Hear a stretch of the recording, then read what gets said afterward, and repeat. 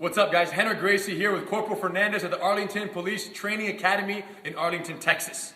Gracie Survival Tactics 1 week instructor certification course is well underway, and we thought to make this video to showcase a scenario that we're going over this week that we thought would be very valuable for many of our law enforcement friends out there who haven't had a chance to personally attend this course. This is one technique we wanted to share that is invaluable for CQB situations, close quarter battle situations. So you have your weapon drawn, you're clearing the room, you enter into a room, you don't see the suspect, he comes out of nowhere and your hands are on the barrel. You're very close quarters, you couldn't see it coming, they grabbed the barrel. From here, most people would instinctively try to push the person and pull away. And although that could be effective if they don't have a very tight grip, if they're holding it and they're stuffing it down and you're doing this, it may not get the result you're looking for. So what we recommend is keep both hands on the barrel, get a good base, retract this knee, come through with the shin and break straight through. When I'm doing this, I'm not trying to put the shin and rip my hand away.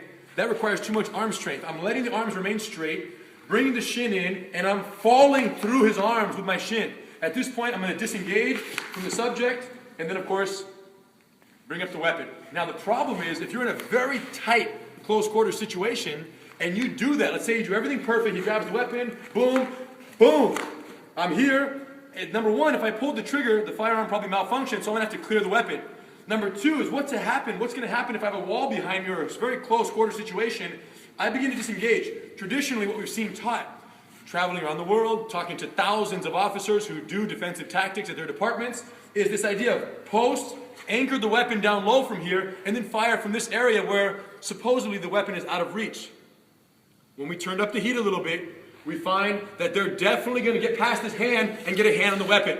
Do you see? So as long as the barrel's exposed, this person knows their life is in danger. So they're going to do whatever they can to get on this weapon. So one technique that came through incredible collaboration with one of the thousands of officers that we work through around the country, Craig from northwestern United States, who learned from a guy named Don Guya. A really cool technique is this technique, where basically as soon as this happens, and I disengage and I break the grip, I cover the weapon.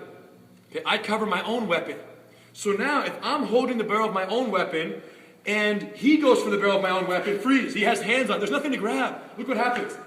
One, boom, two, three, punch protection, disengage, and shooting from here, boom. Now what's going to happen here? The weapon will malfunction because the slide won't cycle back. And you'll have to rack the weapon here to be able to shoot it again. But the idea is keeping the close quarters. As they're going for it, your elbows, because he can't grab the barrel, look how easily. Boom, boom. If he punches, I can protect my face, I can step in with my elbow, I can pierce, I can disengage and shoot. Even if there's a wall, grab the gun. We can do 100%. Boom, boom. We can be hitting, we can be cycling, we can be hitting, protecting, all the while keeping my weapon out of his grip. In other words, I have the inside position, a principle of jiu-jitsu and a principle of CQB, close quarter battle, that is so incredible. Cover the weapon. Keep ownership of the weapon. Fire from here. Now, I know what many of you are thinking. Two things. Number one, what happens if you actually fire the weapon while holding the barrel, right? Two things you're concerned about. Number one is how it's going to injure your hand. Is it even possible or safe to fire a weapon while you're holding it? Number two is whether the weapon will cycle, which it won't.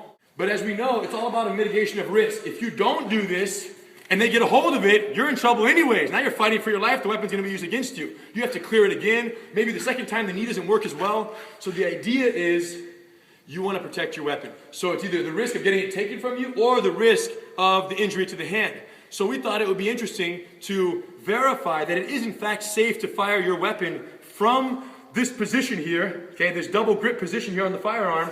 It is safe to fire the weapon from here. We did a little test, okay? Or we're going to do a little test and we're going to now show you guys how this actually works. So, friends, come on in please, let me get this stuff.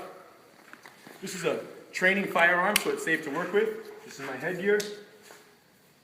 I can't hear you guys anymore, but hopefully you guys can hear me. My friends Charles, Heath, boom, boom, Sean, everyone's here. You have the actual firearm. You can take this one out. Hang on to this one. Come closer, please. The range is hot. The range is hot. So the same as the replica weapon I was using right now, which was a Glock 17, correct? This is our standard issued Glock 17 for the department? Correct. Good. So here, boom, 9mm? Yes. Or 40? 9. We're hot right here. Come a little closer, check it out. So the grip that I have is wrapping 2 fingers on the trigger guard, the other 2 fingers on the actual barrel here. Of course, you want to be very careful that nothing enter in front of the barrel. So I'm just fully wrapping the situation right here. You're going to squeeze pretty firmly here. But it's amazing how the firearm is designed so that the actual blast of the actual shell and the bullet is designed to slide the weapon. Anything you do to disrupt that affects it drastically, and it's not designed to overpower these disruptions. It's not designed to be touched at all. So when you grab it, it's surprisingly easier than you would think in terms of a safe operation to have control of the weapon, to be here, and to have your finger in the trigger guard right here. Boom. So we fired around. I use my elbow strikes. I'm moving.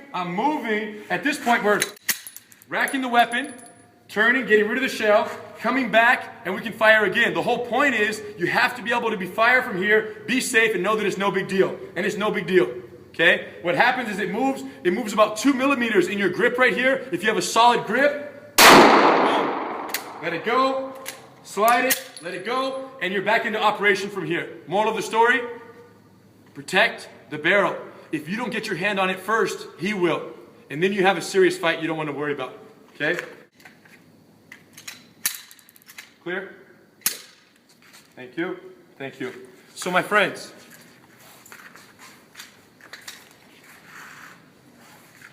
here's what we have to understand. I'm fascinated in my travels around the world, defensive tactics, the training that takes place at different police departments. Every single time I visit a new police department or I have a chance to work with representatives of a different police department, I'm shocked by the differences in training practices, in techniques that are happening around the world. I mean, it's unbelievable. You go to one department in the middle of Missouri, and they literally have never, ever taught their officers how to escape from the mount. You go to the Secret Service, and they're teaching punch block series from the guard. You go to FBI, and they're showing, arm bars and this and that. It's different. Every single department is different. And it's just, I'm so passionate about continuing to pursue and perpetuate the Gracie Survival Tactics, the GST program, because what we get more than anyone else is collaboration opportunity. Right now, this week alone, we're here in Texas. There are 38 police officers representing 38 different agencies. Everyone from military police to FBI, Secret Service, Dallas Police, Fort Worth, Arlington, all across Texas, Alaska. State troopers are here. It's amazing. And they all bring ideas. They all bring incredible opportunities for us to learn what they're doing at their departments.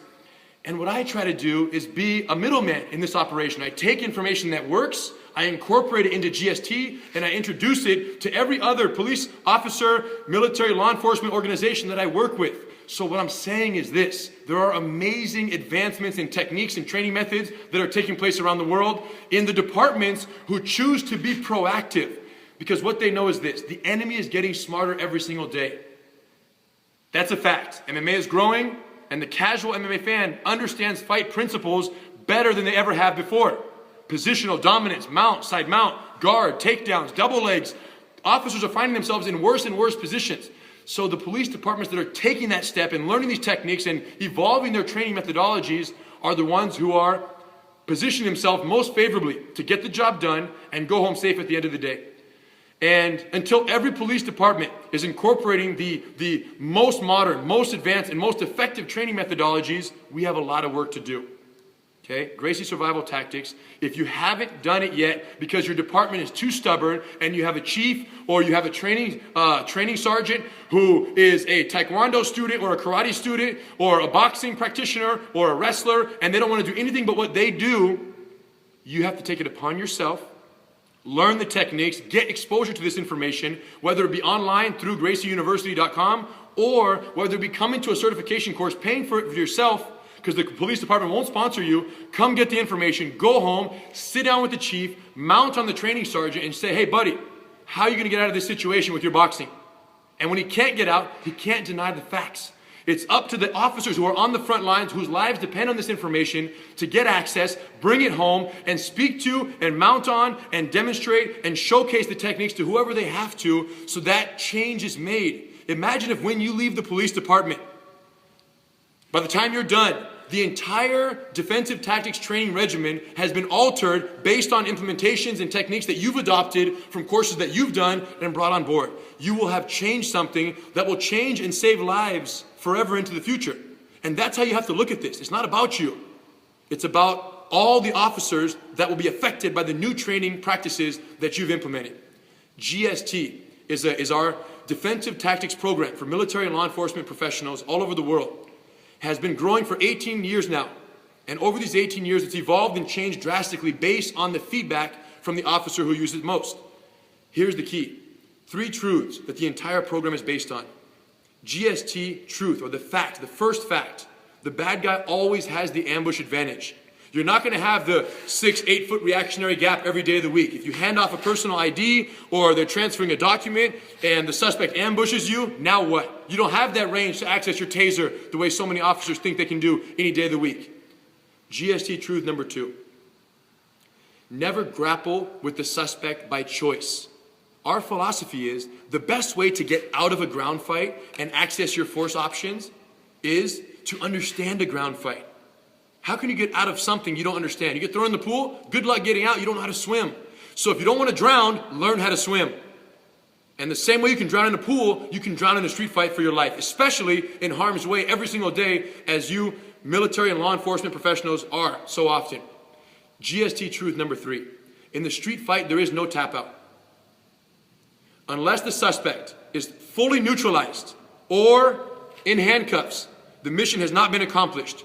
And jiu-jitsu, too many jiu-jitsu instructors who are teaching defensive tactics are teaching it as if they're teaching MMA or BJJ for sport, where if they get a submission, the tap out happens, the fight is over. No, there is no tap out. If every single submission, joint manipulation, control hold that we teach does not end in a handcuffing procedure, it's not GST. That's our promise. That's where we've evolved to. And it wasn't always like this, but we're very proud with the product we now have. You can tell by the passion, or what many people call the energy. The bottom line is, guys, it saves lives. It already has. And if you're not learning this, it's up to you. Whoever's watching this, bring it home, talk to the chief, and tell him I sent you. Much respect. We'll see you guys next time.